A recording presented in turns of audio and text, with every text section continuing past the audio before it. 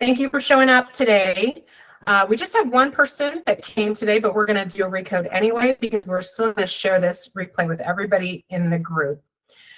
Okay, so if you have not done a virtual session for recode with me before or one in person, then the first thing you're going to want to do is you're going to want to look at the other chat that's in this group. So this is the main chat in the group. And then if you want to access the replay like from last week, then you will go to the chat group underneath this chat. So when you enter the community, the main chat will be at the top, and then the chat with the replays will be at the bottom. So anytime you miss a meeting, you can still go back and catch the replay. You just have to catch the replay link and the other chat. And the reason why I'm doing that is so that people don't have to scroll through the main chat to find the link. Hello, Brian. Let's see. Here we go. Hello. How you doing? Good. Good. Thanks for making it. So I just was reviewing that for people who have never done RECODE before, they need to go to the chat thread that says replay, and there will be a link, a YouTube link there that you can access, or actually, I don't know if it's YouTube or not. I can't remember. But anyways, there will be a link there for you to access the replay if you missed the live this week. I do recommend that people try to get lives when they can. It is more powerful when we're doing the work in person. But you know what? Replays are great too. Basically, what we recommend is that if you're really serious about doing this work, that you will do your best to try to get at least one replay in a week or one session in a week so that you can keep the momentum going towards creating the life that you want. Okay. And so I don't think I've done any of this work with you, Pam. I don't think so. No. Okay, so it's totally new to you. So yeah, you will want to go and look at the intro video because it does break down just like the basic steps. Because today I was going to dive into something a little bit different. It's still education about RECODE, but I was going to kind of hone in on one main specific thing for this session.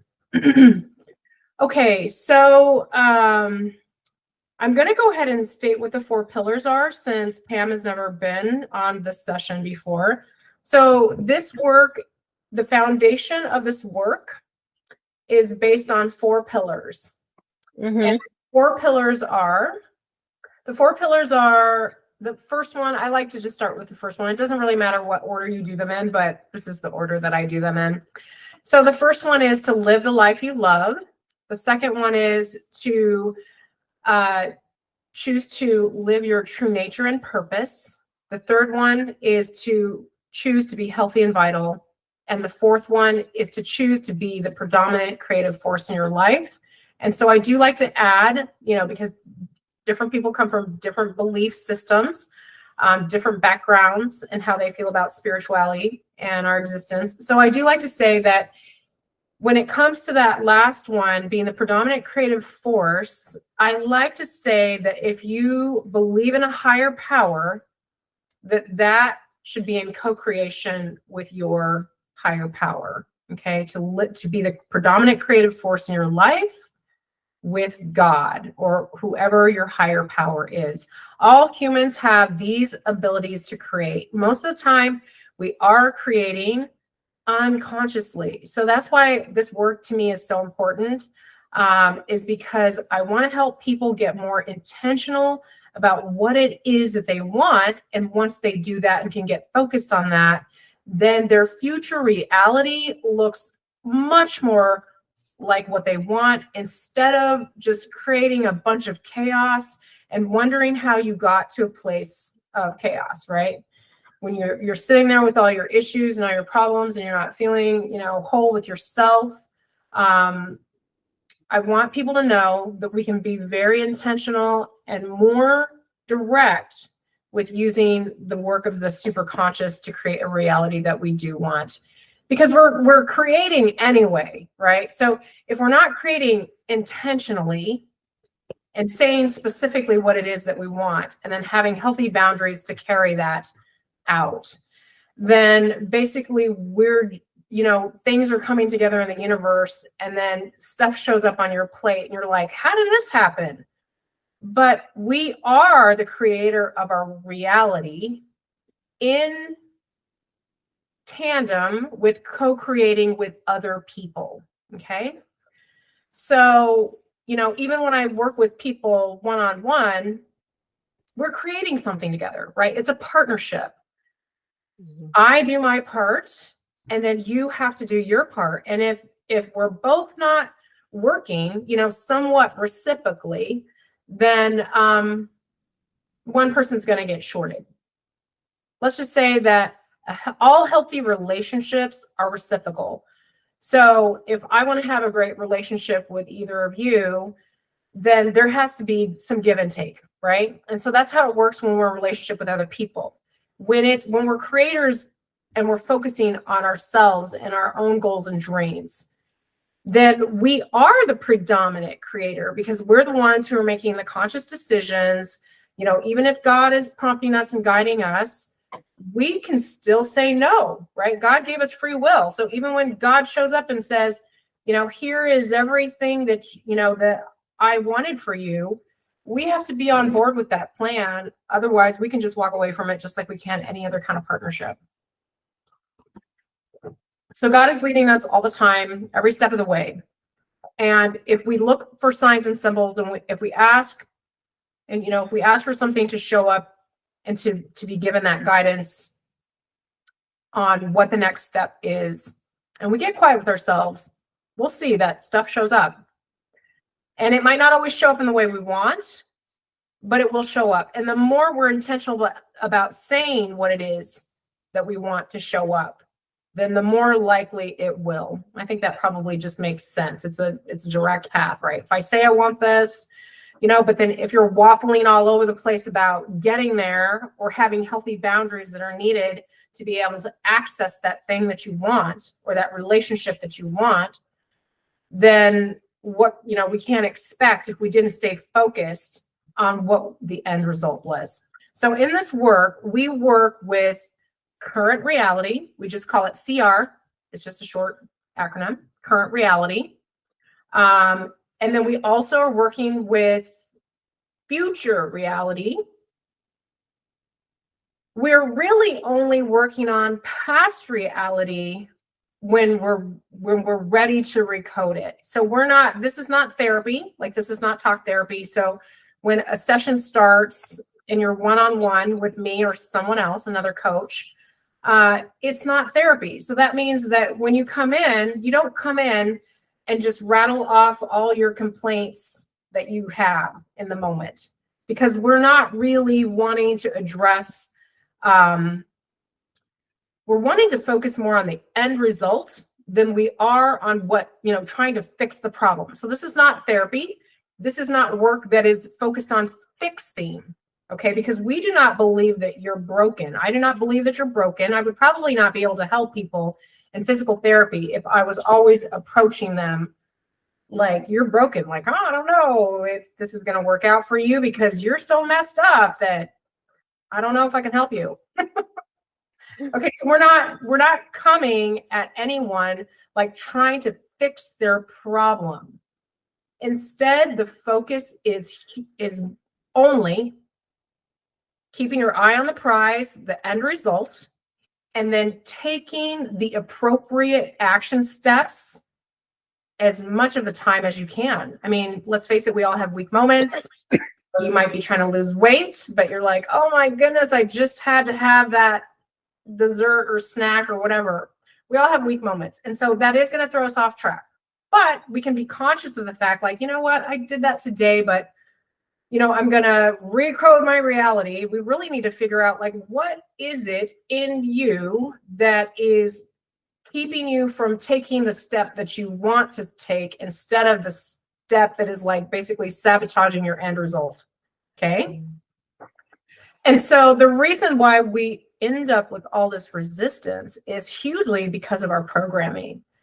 So our programming from childhood, parents, church, school, and then once you get into adulthood, then it's your workplace, and then whatever other groups that you're involved in that influence you. Okay, so we get programmed. Our beliefs become these programs within us. They are these codes within us that we believe so strongly that we keep producing what it is that our belief system allows, right? So if you have a very limiting belief system, you are going to struggle because this is going to be unfamiliar territory to someone. They're not going to feel comfortable. But the thing is a person does have to get so uncomfortable with their situation, with their circumstances, that we're like, oh, I just can't take one more step in that direction anymore. I have to do something different. Okay, so this is what RECODE is. It's choosing to make a different choice than the one that you felt so comfortable with, or the one that was like the grass is greener on the other side, but really you needed to just water your own grass, right?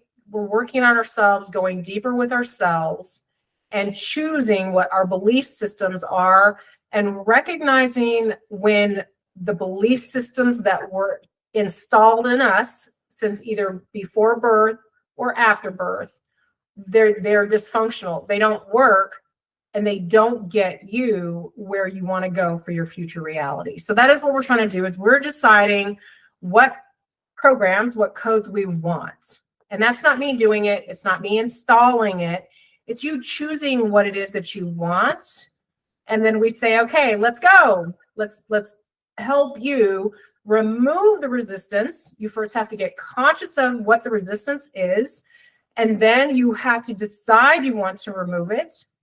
And then we recode this new reality. And when we do it, beautiful things do happen. Sometimes uncomfortable things happen too, because sometimes we do have to overcome some uncomfortable obstacles to get to the end result. Like, let's say, for example, I'm going to just use something that's very actually happening, okay, in myself. And that is, I've had a lot of crazy things happen in the last 25 years. But in the last 5 years, they've been exponentially more crazy, okay? More traumatic, more devastating, more mountains of trauma. But thank goodness for this work, I've been able to overcome it and not get stuck, and and not write off relationships that really need work and need help and need healing and nurturing and care. And just making new choices, which means even just having healthier boundaries with people. So if I want to be treated better, then I also have to let people know what I expect. If I don't tell people, we should not, it doesn't matter how intuitive you are. The most intuitive thing you can do is ask an appropriate question. You can ask God a question. You can ask a friend a question. If you are wanting to, like, let's say you think you know something about someone. We can't expect people to read our minds, but let's just say that you're so smart and you're so intuitive that you're like, oh, I know what's going on with that person. Oh, I know exactly what they need. You know what? The easiest way to be intuitive is to first observe, and then, approach that person and ask them a question and confirm if your hypothesis, based on what you believed, is intuition that you pulled out of the field, right? The field of information. Okay, so I'm going to just quickly go over the 3 levels of consciousness, because this is new to Pam. And so that way we can still do the RECODE today, because I wouldn't want anybody to say yes to a RECODE if they didn't actually know what we're doing. So the RECODE process is basically 5 steps. And the first step is to just decide what it is that you really want to create, okay?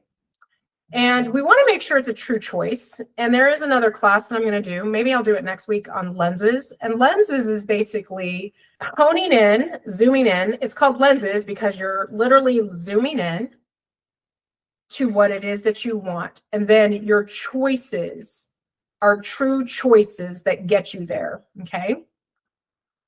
Because a lot of times we're making choices, and it might not actually be what we want. It might be we're doing it for someone else. Like, how often are we making decisions and it has nothing to do with us? Like, we're not even factoring ourselves and how we feel, or, you know, if we enjoy what it is that we're choosing, or if what it is that we're choosing brings us true satisfaction. Okay, true satisfaction, lasting satisfaction, renewable satisfaction. So that is what we're trying to do with this work, is we want to help people decide programs that they want for themselves, and those become their new belief system.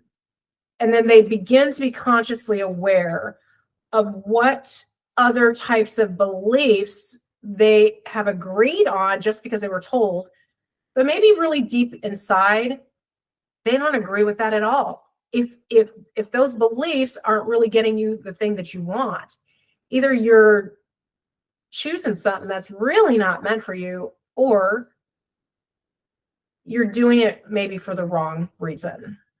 Okay, so we want to make sure that the choices that we make are true choices. And so we use a lenses process to hone in on what that is. And there is a workbook that goes with that, and I'll share it with people next time. And I do think it would be good to go over the workbook, like maybe just do the first few pages of the workbook with a group, so that everybody, you know, just gets a lot of encouragement on doing the exercise for the lenses, so that we get super crystal clear about what it is, instead of, like, you know, waking up every day to just a bunch of crap that we don't even agree with. Okay, so 5 steps. So the first step is to decide what it is that you want to create. And you've got to really just, like, be able to hone in on what you want to be the end result. So when you get that thing, you know, what is it going to do for you? You know, once you get X, Y, Z, and you get to the end of that, and you're like, yes, I have it. What does that having it do for you, right? So we have to understand what it is that we ultimately want, because sometimes it'll be like, you know, like if you're like, oh my goodness, I really want those amazing shoes, but they were like $400. And let's say you got the shoes, you know, how did those shoes make you feel? Why did you want those shoes to begin with? What were those shoes going to do for you? What were those shoes going to do for, like, what's going to happen to you, or what's the experience going to be because you have those shoes? Okay, so we want to learn what that is, because that is the feeling that we're ultimately going to step into. And when we embody the excitement and, like, the emotions and, you know, the warm and fuzzies that go along with the thing that it is that we want to create, then that in itself is like, it launches your dreams, right? You launch your dreams when you solidify that in your mind, and you confirm that to yourself, that is the direction that you're going to go. And we do have to, you know, this is not a magic trick, so to speak, although people can make huge quantum leaps by doing this work. It's not going to cure your problem without the action steps. Okay, so first we have to decide what it is that we want. That's step 1. Step 2 is we've got to decide, or we have to look at our situation and understand why we don't have already what it is that we want.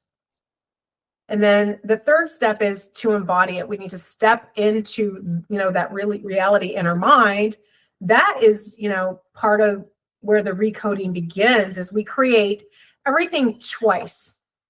First, we create it in our mind, and then we create it in reality. And so it is good. I like, Brian, that you have your notebook and your pen and paper, because when these ideas and things and hopes and dreams or whatnot are coming up for you, and you write them down, that is a perfect action step, because you first create it in your mind, and then you went and put it on paper. And we know that people who write things down are more likely to follow through if they do that. Really crucial step.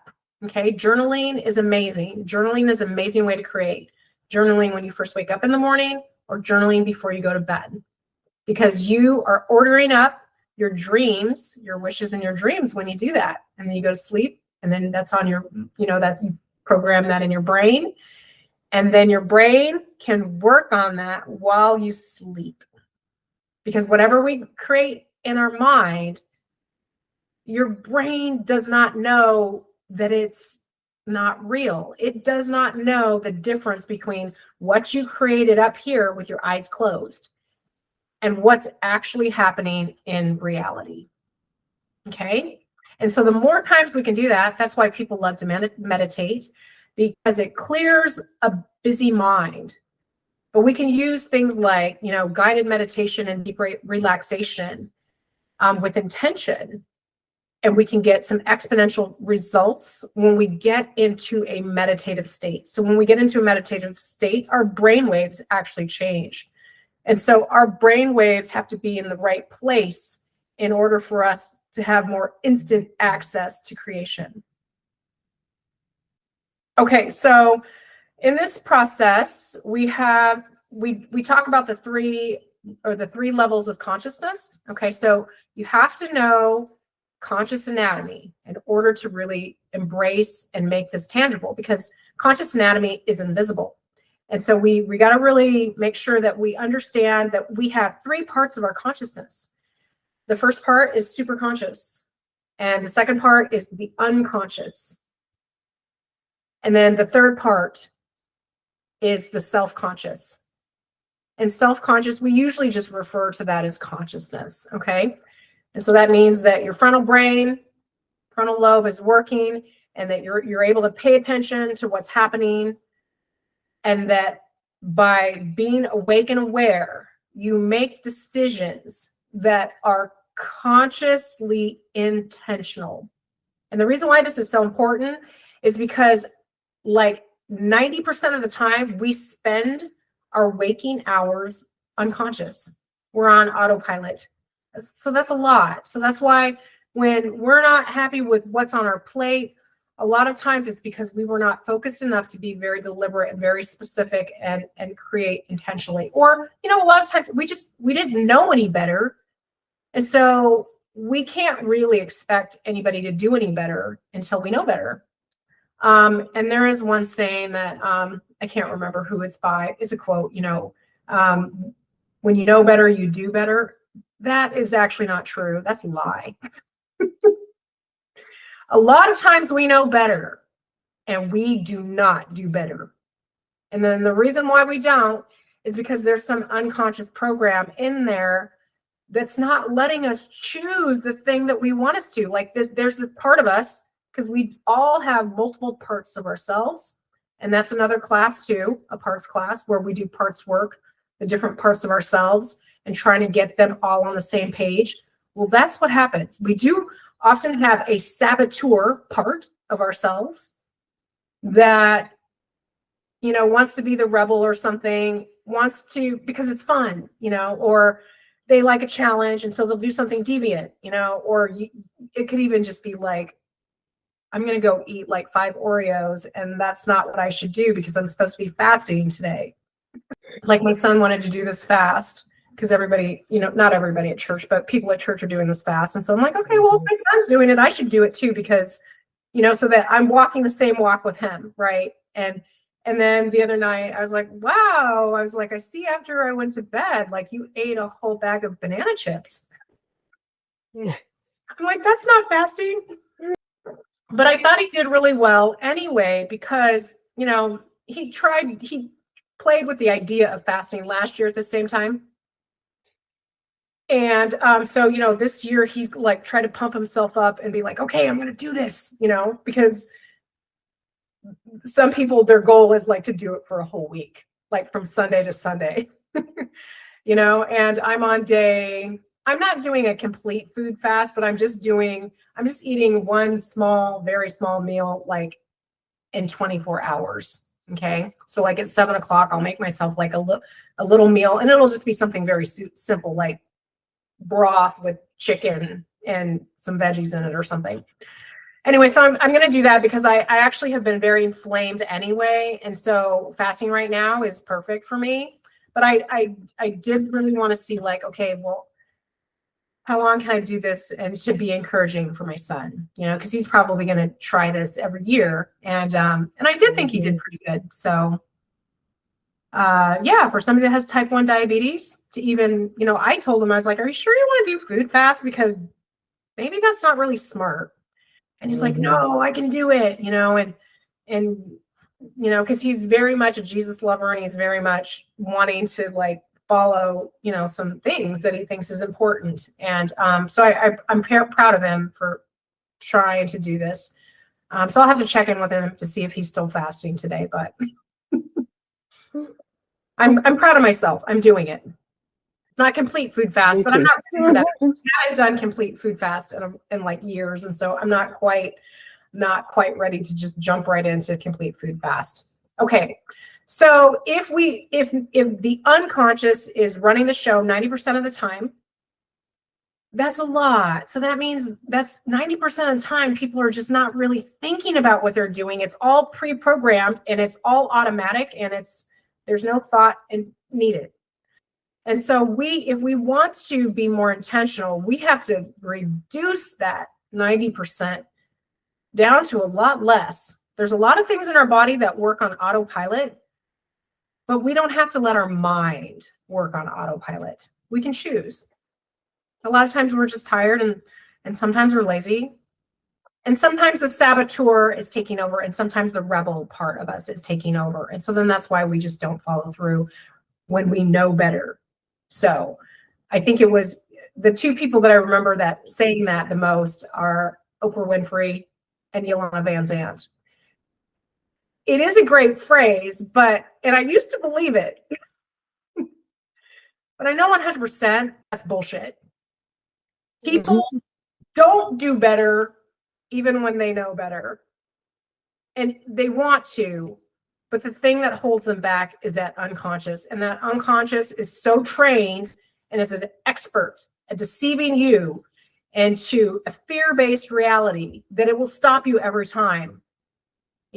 Every time the saboteur or the rebel is stronger, or some other part of your personality is stronger than your main personality. And so your main personality is the one that wants to fulfill your life purpose. God gave everybody a purpose. We all need to be figuring out what that is and working on it daily, because that's where the most fulfilling life comes from, is when we do that, a life of purpose. Okay, so if we want to change the unconscious, it's not going to change just by willpower. Willpower is out, okay? In this deal, we don't do willpower because we know it's bullshit. Willpower does not get you where you want to be. What does is the right programs. Just like your computer. If your computer doesn't have the right programs on it, well, you can't do the right, you can't do the things you want to do. If you don't have the right apps installed on your phone or your computer, then you can't do many of the things that you now rely on doing through apps and websites and whatnot, right? So we have to have the right programs in order to produce the right results. And so the way we write new programs is we do it consciously. Number one, we have to realize that we need a new one and realize we're really off track. And then number two, we want to consciously instruct our superconscious, like ordering off of a menu. We tell superconscious, this is what I want, okay? And so one of the reasons why I like to help Christians understand that this technique, it goes well with every faith-based, system, belief system. You don't have to change anything about your belief system at all to do this work. And I think if some Christians are going to have a hard time with it, it's going to be because they're like, well, why are you asking superconscious for all that stuff? Why aren't you asking God? Okay. I just want you to know this. Superconscious and God are not the same thing. The superconscious is all it is just a field of information. It's just a field of information, just like the internet. So you go onto your Google search bar or whatever search engine you want to use, and you type in something that you want to know about, and the AI system goes out into the internet and it retrieves all the different websites and it ranks them in order and gives you the top ranking one at the top. And then, usually we look at that one first, and then we look down the list and see if any of the other ones are relevant. Okay. So we do basically that same thing in the superconscious field. Is, we order it up, just like we order up information to come to us in the Google search bar. We say, this is what I want. And then we focus on the action steps that get us that. And then pretty soon one day, voila, you wake up and it's like, it's there. And there's nothing weird about it. It just makes sense that you follow through with what you said you wanted to do. And we're doing this work because willpower is not enough to get there, because the willpower is still running on the old programs that don't work, the old dysfunctional programs, which are your belief systems that are super outdated. Okay, we do have to update computers. We do have to update our brains and our minds too, because a lot of our programs are ancestral programs. And we brought those in through our DNA. And so if we want to change that, we have to first direct our superconscious. If Christians would rather just direct it to God, they can totally do that. That's fine. But I do want to say that superconscious and God are not the same thing. And so you can make these 5 steps, you can turn them into a process of deeper prayer. And that is basically what we're doing. And if you don't feel comfortable talking to superconscious, then you just talk straight to God. But you still got to have those 5 steps. You still have to do the 5 steps, even if you're ordering up to God. But, I don't know if we should really talk to God like that, like we're ordering off a menu. I don't know. You can decide. Your relationship with your God is between you and God. Like, I don't order God around, but, sometimes I do demand, like, hey, I need a sign now, But I'm not like ordering, like, bossing God around and telling God what to do. But you can do that to your superconscious and not feel bad about it. Okay, so the superconscious is just a field of information, and it is the same field that God created the universe. So I just want to make that very clear. God did the same thing. It says it right in the Bible that God spoke these words, and then these things, over the time were created. And so that is exactly what we're doing, is we're doing the same thing that we were told in the Bible that we could do. And somebody decided to make this, Chris Duncan decided to make it this process. And he took all this ancient wisdom from all places and he put it into these 5 steps so that people could really have something tangible and reproducible that they could use daily and then teach others. Because when you learn this process, it's not proprietary. You can go and do this with other people if you want. Because I'm teaching my clients right now, and I'm hoping that they're going to go, I know they're going to go out and do amazing work in the world, because this is one of the ways that not only that we can create, but it's a way that we can connect with others at a deep level by listening and, hearing people, listening and allowing people to be heard, and honoring, what it is that they're saying that they want, and being mindful enough to, be a witness, either be a witness to it or to, support them in some kind of way, right? And that's ultimately what I want for all of you, is I want to be able to support you in ways to help you be your best, because there's enough struggle and suffering in the world. So this is just to have more satisfaction, less suffering in the world, less suffering in your life. If you can have less suffering in your life, then that is going to be able to, exponentially radiate out to others. And when we influence others in a positive way, that is basically how change happens in the world. Okay, so was that enough explanation to feel comfortable with RECODE, Pam? Yes, I think I'm like you. I think I also want to hear what you said the last section. Oh, yes. Yeah. So whenever you want to, then definitely go back and listen to that. It's a lot of the same of what I just already said. And we do this every session. So a RECODE session is about an hour. And so for the first half, we started a little bit late today, but for the first half, there's always a lesson or education that goes along with it, because we want to just keep enhancing your knowledge of how this body and mind work, and then how they work together. Okay, because a lot of people are compartmentalizing, and they're dissociated. Like they live all up here, and they're not paying attention to anything on all the alarm signals that are going off everywhere in the body. Okay, we want to inhabit both and them to be integrated.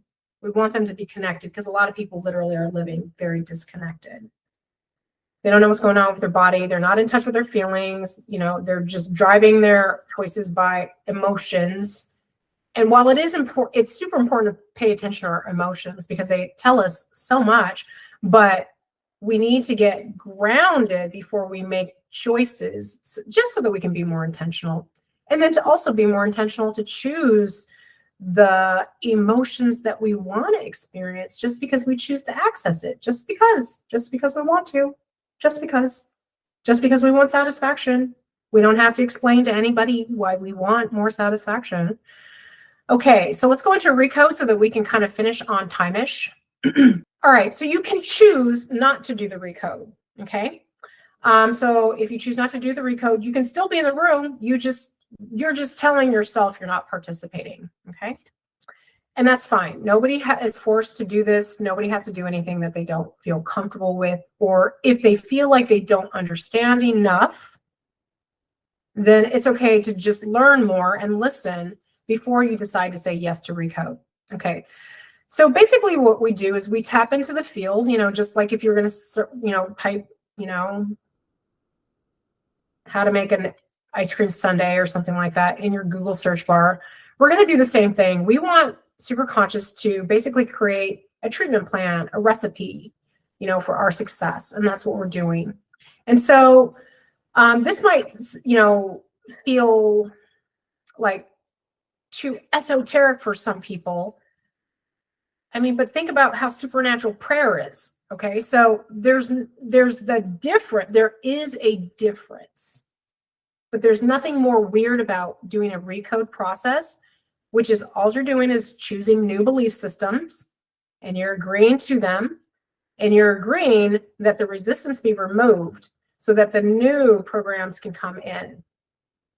And so a lot of times why people are not getting what they wish or hope for out of prayer is because oftentimes prayer is a passive thing. They think the active part is just the praying. Okay, that's active, true. It is a choice.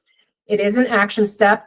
But the thing is it's still putting your intentions out there without really taking any responsibility that you have to take the action step. A lot of times people are praying and they're just expecting something to show up.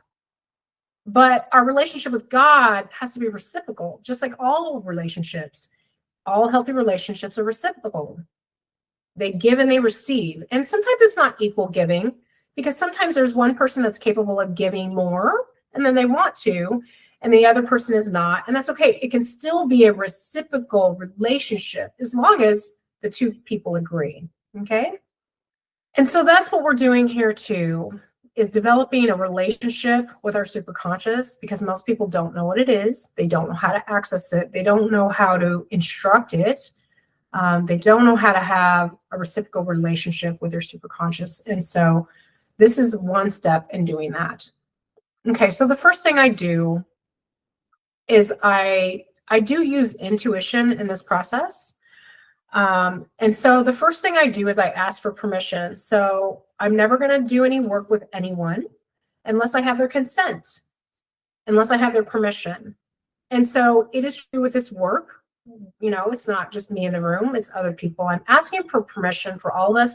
If individuals decide they want to opt out, you don't even have to say anything. You just choose that you're not receiving a RECODE today. Okay. Okay. And there's not really anything weird about it, honestly. Okay. So the first thing I do is I'm going to close my eyes. And so you can close your eyes if you want to, or you can leave your eyes open. So I'm just checking in with the superconscious field. Okay, so superconscious, are you there? So I'm just asking if superconscious is there. And the reason why I'm asking that, because it sounds like a ridiculous question to ask. Of course, superconscious is there. But I'm just asking because this is part of the asking for permission. And I'm asking too because there are times when you shouldn't access the field. Okay, and so if I get a no, then I don't access the field. I honor that the answer was no. And I either, continue to pray about it, or I just move on from it and put it on hold for a little bit. And then maybe I come back later, because sometimes timing matters. And so if I get an answer that's no, then I won't do anything. I'm not going to do anything that I don't have permission to do. Okay. All right. So close your eyes. And I'm getting a feeling. So that's all I'm doing, is I'm being open to superconscious, just like if you were in a prayer, that you would be open to receiving, right? You'd be open to receive God or the Holy Spirit.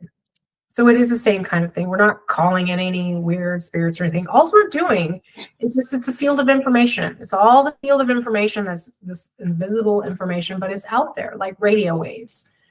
Okay. Okay, so I get a yes. Okay. Do we have permission to do this work today? Do we have permission to do a recode? And I get yes. Okay. And so if anybody wants to opt out, just go ahead and opt out yourselves. Okay, go ahead and open your eyes.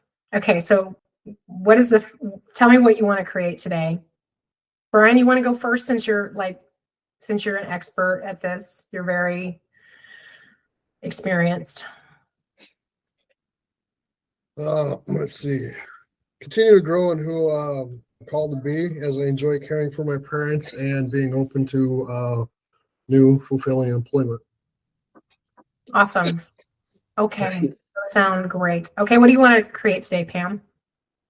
Or let's see. Would you rather sit out on this? Would you rather sit out? Yeah, I'd rather sit out, because I don't know. I have to think. Okay.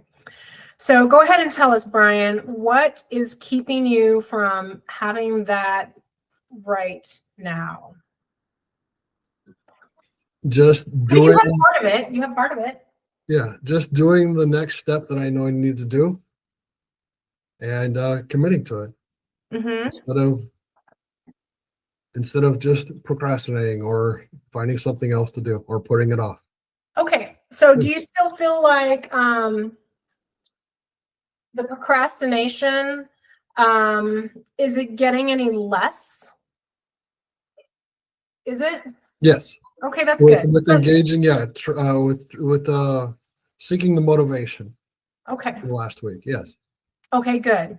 Yeah, I got that. I mean, you have a very flexible schedule, and I have a very flexible schedule. Pam has a very flexible schedule too. One of the things that we have to realize is, it's so, going to a job, like, just the routine of going to a job, that's like one of the easiest things there is to do in life. You can count on it every day. You get ready for work and you just go, right? Go do your job and come home. But it's very predictable. A lot of the times, the jobs we have, we know what to expect. We know what's going to happen, sort of. That's one of the things that, we do here with the RECODE, is there can be multiple layers, right, to the problem, because all of our issues are multifactorial. And as a pain specialist, that is very true. Like, it's going to be hard for somebody to access being pain-free if they don't address all the factors that keep them stuck in pain.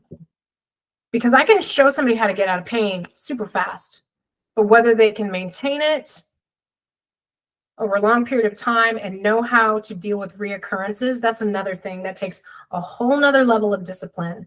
But a lot of times I can help people get out of pain pretty quickly, okay? But we want to do that. We want to do better than that, because getting out of pain quickly is nice in the moment, but if you didn't learn anything about why you have the pain is going to keep coming back, right? Okay, so do you want to expand a little bit? Okay, so you have gotten better and have less procrastination. Close your eyes for a moment. Does this procrastination start right when you first get out of bed? What do you think? What are you getting? Does it happen when you first get out of bed? Yeah. Okay. What is the thing that you want to do when you first get out of bed and don't?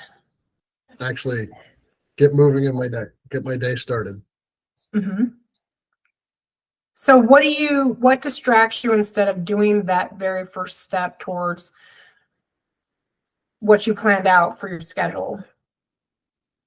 Because I think that's a big thing, is that for people who are not going to a job, which is one of the easiest things to do unless you just hate your job. But even if you hate your job, it's still a lot easier than a lot of other things. So what are you doing?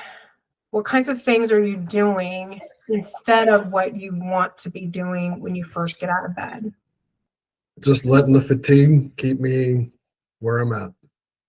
Okay, so you're tired. So that's part of it. Like, oh, I'm tired. So Well, not really. I've just woken up, so I know I'm rested, but I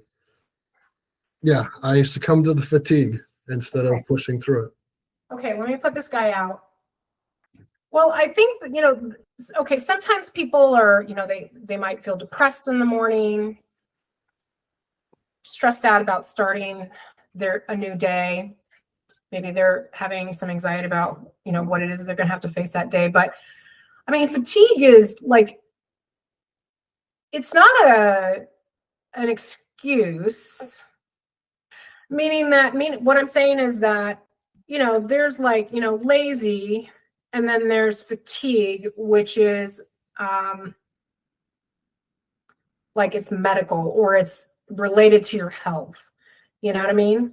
Because everybody does not feel like a spring chicken right when they first get out of bed. A lot of people actually feel very dreadful in the morning when they get up.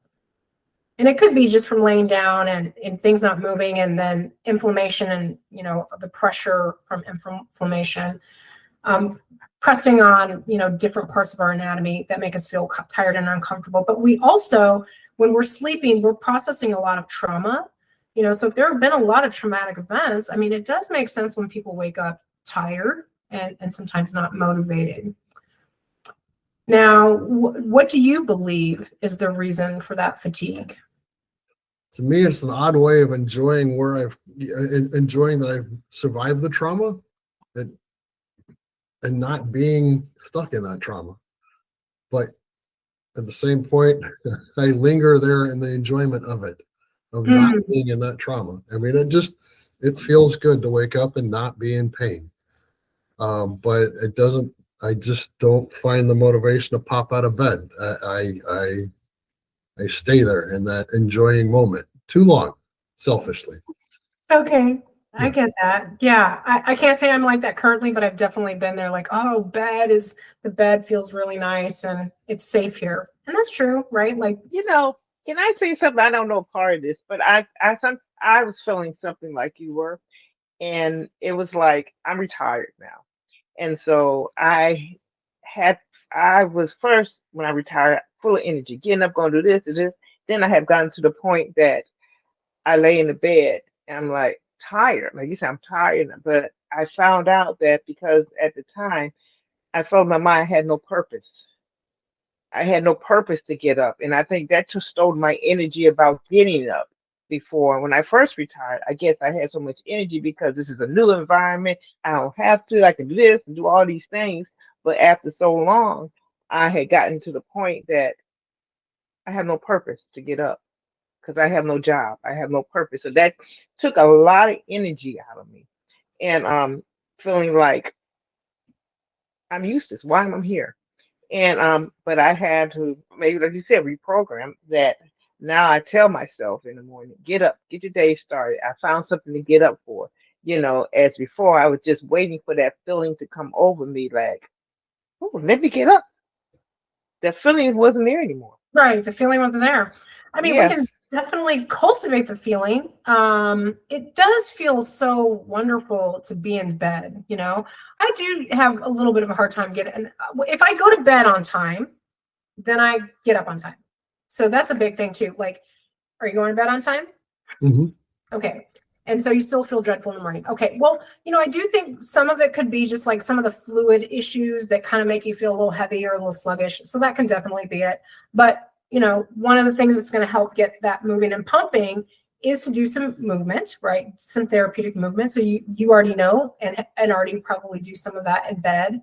And then, how about the other thing too is I think you both have just had a lot of heavy things on your plate that you've had to process.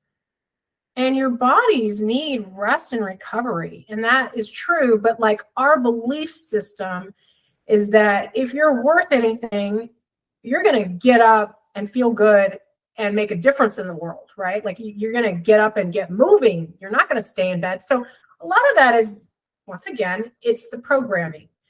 Your parents wouldn't have wanted you when you were a kid to just be laying around in bed when they want you to get your butt up, right? And then if you had to get to school, right, then, you know, somebody's yelling at you because you're not ready to get out the door, get on the bus or get in the car to go to school.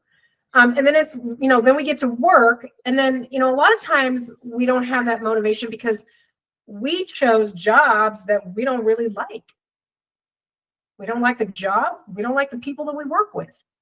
Okay. So if we have those circumstances, we do have to make choices that feel more fulfilling. But this other part where you do need to recover and you don't have to run off to work. So maybe there is some degree of guilt that comes from your past belief, you know, like, you know, if your dad likes to get up at like 5 o'clock in the morning still and like get out there and do stuff, you know, I mean, he is in such a routine. He's in such a routine that he's not going to get off a routine, right? But you've been through so many life circumstances. You're not in routine a lot at all, but that's what I think you got to do is I'm self-employed. I have to make my schedule. I've been struggling with this for like 4 years, basically since I closed my practice. I had a practice in Gresham, and ever since I closed my practice, and I've been self-employed, like I've been a therapist for 28 years, but I've been self-employed for more than half of that time, you know, so I've had to be like motivated enough to get stuff done, right? And I have to make my schedule. And that's the thing is I do. Let me just show you here real quick, Brian. I use Google Calendar, and Google Calendar does connect to my CRM.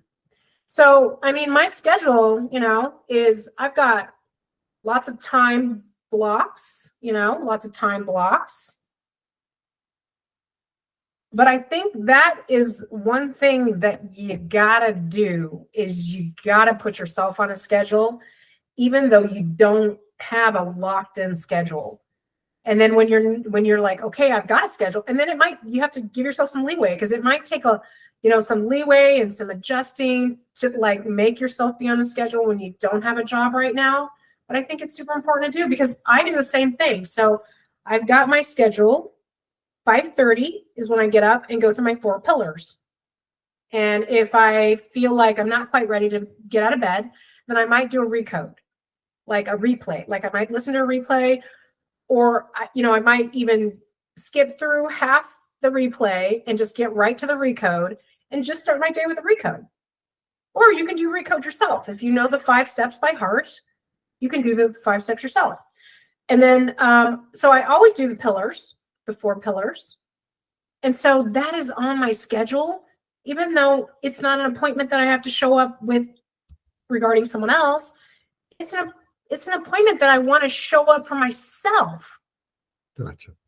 Right? Like you have to be like, I am so important in my world that if I don't follow my schedule, then stuff's not going to happen.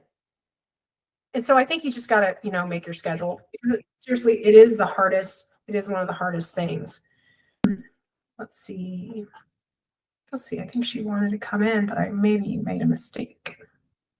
Let's see. She'll come back if she needs to. Okay. So Pam popped out. I think she was trying to get back in, but I thought I pushed the right button, but maybe I accidentally pushed the wrong button. So she can try again. Okay. So we're going to go ahead and let's go ahead and just, oh, here she is. Okay. Here we go. There we go. Hey, sorry. Okay, I want to repeat myself just really quick because you did miss the important thing. Is you got to just put yourself on a schedule. Like, even though you could be as flexible as you want to, if you don't have the motivation to do X, Y, Z, then you have to literally make it on your schedule. And you have Gmail? Wait, do you have Gmail, Pam? No, I do not. Well, then you could get a paper schedule, but every cell phone has a calendar on it. and you can fill in the cells. And I honestly, that's what I recommend. Anybody who has a free flowy schedule, if you don't want everybody and anybody to just take over your time, you have to do a schedule. Because when somebody asks you to do something that you don't really want, then you have to be like, oh, just a minute, I got to look at my schedule. And you know what? Even if you don't have even if you're not doing the schedule yet on your phone, just pretend and be like, oh, you know what? Let me check my schedule. Just practice saying that. Yeah. Even if you haven't done your schedule yet. Yep. Because at least you're telling yourself that I am so important enough that I need to schedule how I want to use my time. Because otherwise, you know how it is. People just take over. And then, like, you know, if you do go to church, like Brian, like, you know how it is when people think you don't have a job, right? They just assume you got all the time in the world. And that is not true. And like you too, Pam, people just will act like you have all the time in the world because you're retired. And it's not true. You're actually busy. You're busy taking care of you. And so you have to be excited about that. Put it on your schedule. Because I do. I put like even my little exercise sessions, like my morning routine, I put it on my schedule. And then this is the other way, because I have a hard time too. Like I'll get up out of bed and I'm so free flowy that I'll just like, oh, what am I supposed to do today? And I'm like, you know, but what I do is at night, I started writing down at least the morning part of my schedule on a sticky note. And sometimes I write the whole day, but if I don't have time or there's too many things, I'll just at least write from the time I get up till like noonish or whatever. But I'll write all the things that I'm supposed to do in order. And sometimes I put the time on there too, just so that I don't lose track of time. Like 9 o'clock, you know, this, 10 o'clock, this. Okay. And I put it on a sticky note. And then what I do is I put that sticky note on the glass or the mirror in the bathroom, so that I know that when I get up and I'm all tired and disoriented, I'm not like confused about what to do next. I use the restroom and then I see my sticky note right there on the mirror and I'm like, okay, I know what to do today. And then I literally do way better staying on track because of doing that. Because everybody's got to go to the bathroom in the morning, you know? So that's what I do, is put it right in front of my face. Because you know how it is. You could have a bazillion sticky notes and you ignore them because you've seen them so much you don't pay attention to them. But I guarantee you, if you don't have a bazillion sticky notes all over your bathroom mirror, you're going to see one sticky note there in front of your face when you wake up in the morning and use the restroom. And then you're going to be like, okay, I know what I got to do. I got to go do my 4 pillars. Okay. Okay. So basically what Brian is saying is he wants to work on today to be the predominant creative force, right? It's because you already know that you want to do these things, but you're letting yourself get pulled here, pulled there, pulled by comforts. And there's nothing wrong with your comforts. I think that you should get as much rest as you feel like your body needs to allow your body to regenerate. And you too, Pam, your body is not going to regenerate. Your nervous system is not going to downregulate and calm down and be enjoying things unless you make that happen, unless you choose it. So I think that get rid of some of the guilt. But once you get to the point that you are like, okay, you know what? I'm actually doing my schedule and I'm following it. And so I was showing Brian that, like, I do my Google schedule and I literally, you know, let me find something on, you know, I make big blocks of time on my schedule. I don't know if you can see that, but yes, my point is it says administrative.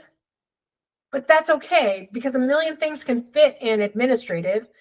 But if somebody says, hey, can you do something? And I say, oh, I have to check my schedule. And my admin time is really important. But what if I didn't have admin on my schedule? Then I might think I'm free when I'm not. I should be working. And that's why it says admin, even though I don't have specific things listed under admin. I know that if I let anybody break into my schedule and get on my schedule during my admin time, it better be important. It better be important. And for me, because I'm not retired, it better be so important that it equals income producing activity. Okay. Meaning, like, if I'm going to meet up with somebody, it better be because that connection with them leads me to more people or more opportunities or something. You know, I'm not going to just put something frivolous on my schedule during my admin block of time, because I'm going to treat myself like my self-employment is my job. And even if you two are not self-employed, it doesn't matter. You still have to treat your free time like it is as precious as gold, because it is. People will just eat your time because people are just, let's just say they're inconsiderate, and they're not living consciously. They're on autopilot.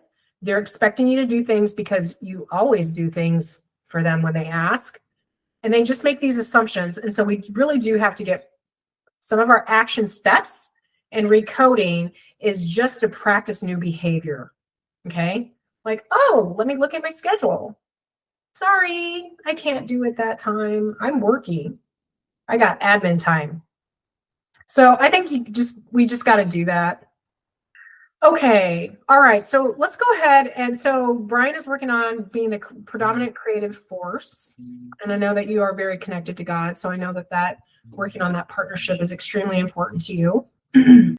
And so let's close your eyes for a minute. So now we're going to do step three. Step one was to choose what it is that you really want.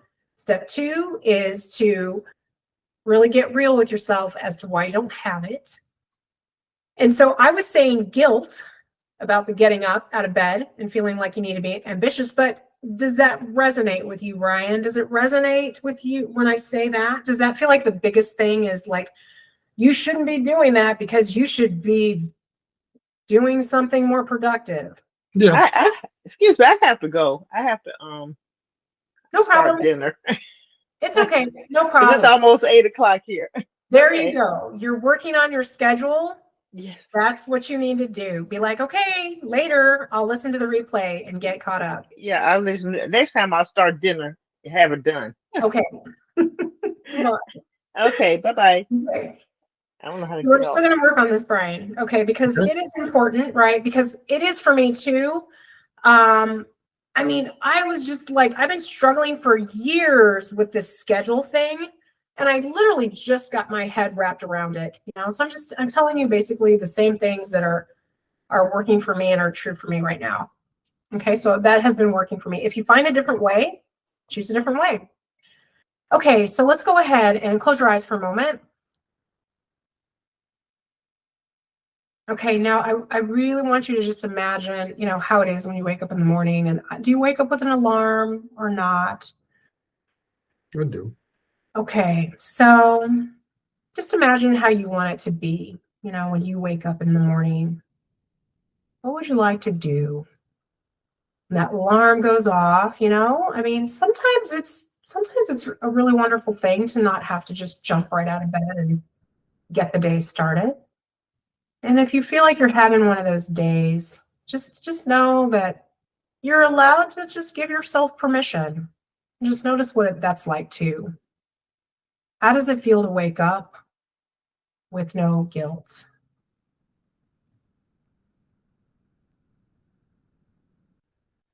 Your schedule is inevitably going to get busier and busier.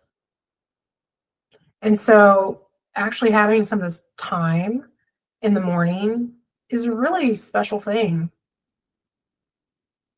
And just notice what that feels like in your body, you know, after I say that, like this morning time, it's actually a very special time. It's a privilege to have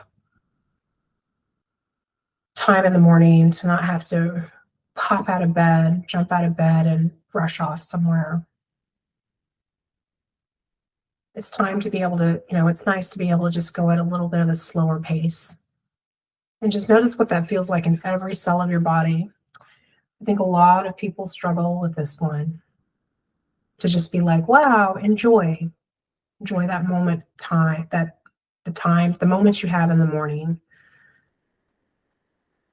Enjoying the moments. There's no room for guilt when you're enjoying yourself. And notice what it feels like to just be able to allow yourself to just have, something simple pleasure. It's a pleasure that doesn't hurt anyone to have it, doesn't cost anything to have it available to you right now. It's not hurting anyone for you to be a little bit on the slower pace at the moment, or when there's not something just like super dire and pending. And notice what it feels like to be working on that schedule. And one of the ways that we do it is on Sunday, after you're done with the first part of your day, before it gets too late in the evening or just before bed, to look at that calendar and fill it in. Fill it in as much as you can. Get as specific or be as vague as you want, but like the more specific you can be, the better. Block times for exercise, block times for relaxation, block times for looking for a job, block times, maybe even like how much time you're going to allow yourself to watch TV or be on social media, and stick to it.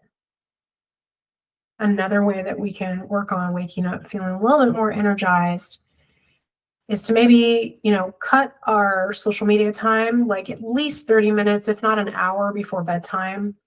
Because if we can calm our minds before we go to bed, and then maybe, go over what some of our desired realities are, future realities are. And it's nice to be able to do that. But just go ahead and live your whole day out based on your schedule, and notice what that feels like. That you actually look at your schedule. This is one thing to make a schedule. You actually have to look at it. You have to look at your schedule. And so that's why I do the sticky note, is because I know that I will forget, and I'll just be like all over the place and wondering what's next. But if I write out that first part of the day, I'm like almost guaranteeing that what I wrote down is going to happen. I love that. I just started doing that like 2 weeks ago. And I don't know why it took me so long to figure it out, but I did figure it out. And I was like, this works for me perfectly. I'm getting way more done. I'm being way more productive. I've increased my productivity exponentially just from doing the one thing.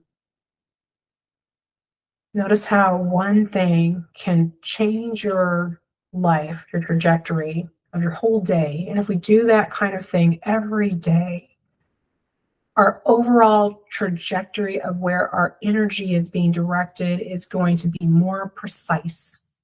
Like if you're shooting a bow and arrow, you might first start and you're not very accurate. And then the more times you do it over and over again, you get more accurate. You get exponentially more accurate over time. And that's what we want to do, is that. Okay, I'm going to go into the RECODE since we're running a little bit late. So I'm going to ask Superconscious to do a massive change history and whatever is needed. Whatever is needed to be able to release that guilt. Guilt is something that comes from fear. And so one of the organ systems that we want to treat is kidneys. Really want to treat the kidneys and get to a place where we can downregulate the nervous system enough to give our adrenal glands a break. Too much stress and worry, it's going to produce too much stress hormone. So let's go ahead and balance the hormonal system as well. So we asked Superconscious to create a perfect chart plan, a perfect treatment plan, perfect order, to just allow there to be, just enough stress, a healthy amount of stress for Brian to manage everything that he needs to do on his schedule, his intentional schedule, and the feeling that overcomes him when he's got his schedule completed by Sunday of every week. And imagine what it feels like to get to the end of the week and be like, wow, I was 80% on. 90% on, 95% on. And notice how you like that feeling to just be on schedule, on task, on time for yourself. Because you are super important and your time is extremely valuable. And you're very busy. You don't have time, free time to just give away. Only to things that are really important, only to things that are so important that the only thing that really gets on your schedule during what would be considered normal working hours are the things that are going to build the future that your future self that you love. Take some deep breaths into that and just imagine what your future self looks like, because you have done such a great job at creating one of the most important boundaries there is, the boundaries with your time. Enjoy every moment that you possibly can, filling every cell block in your schedule with things that you truly love, things that equal health and vitality, appointments with people that you care about and that you love, and people that you want to co-create with, people that you want to be in spiritual partnership with. And just imagine that you have arrived to that place in your future self. Just feel that in every cell of your body. Breathe it in. And appreciate that you have arrived there. Imagine yourself looking at your schedule on your phone or your computer and being like, yes. It always feels good to be crossing those things off your list. It's a satisfying feeling to be crossing off things on your list, because you know that each thing that you crossed off is an action step towards your end result, your future self. Super conscious, I want to ground all the memories that we touched today and our current reality, your past, and also our future self, future reality. Ground all these memories that we touched today and integrate them each back into the matrix of the universe. When you're ready, open your eyes. How's it going? Good. Good. Did you feel grounded in that session today? Mm-hmm. I'm good. Thank you. Yeah. So that's what we want to do is we want to smoke out that unconscious identity because it's hidden, right? We had to point out the guilt factor and be like, no. I'm not doing that. That guilt comes from somebody saying, hey, Brian, get out of bed. You shouldn't be sleeping in or something. Could be a parent, could be a wife.